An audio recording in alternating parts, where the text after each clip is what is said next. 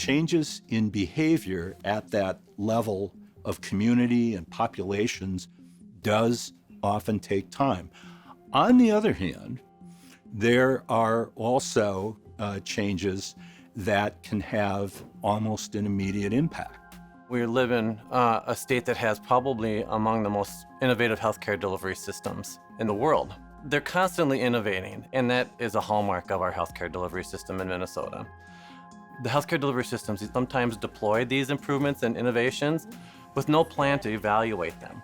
They don't have any sort of measurement structure around them, and I think that's a missed opportunity. To provide the best evidence so they can make clinical decisions and business decisions, but also add to generalizable knowledge and help the larger healthcare delivery system.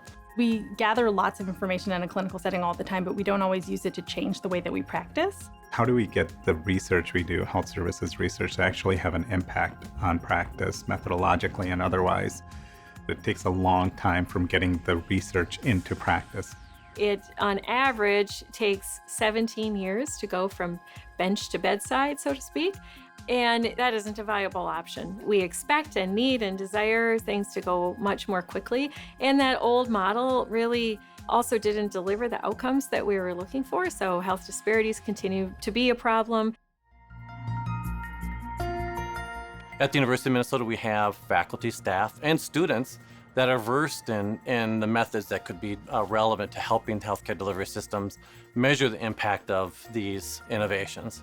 We partnered with the University of Minnesota and Hennepin Healthcare to create basically a Minnesota-wide network to train people, embed them in clinical organizations to actually test and demonstrate that impact.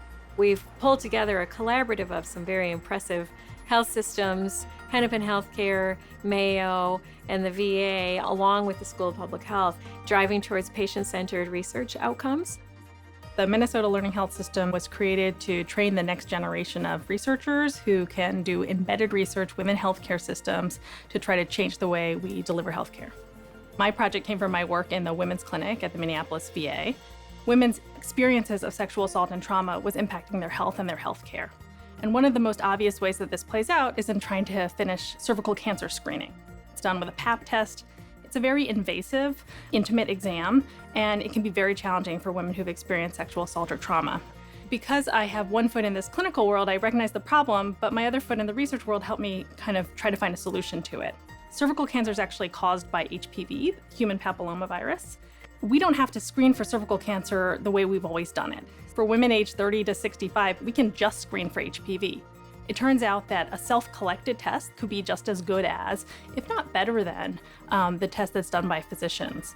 So my research through the Minnesota Learning Health Systems program has focused on trying to figure out how we could implement this alternative screening strategy for women who have experienced sexual assault or have other barriers to getting Pap testing done. Changing that practice is actually a pretty big deal. We share scholars, we share mentors, we have different externships and laboratories that these scholars can go learn in, and it will not succeed unless it activates the healthcare delivery system. And that's where partnerships are so critical. Another facet is the sharing of that information, successes and failures across the system.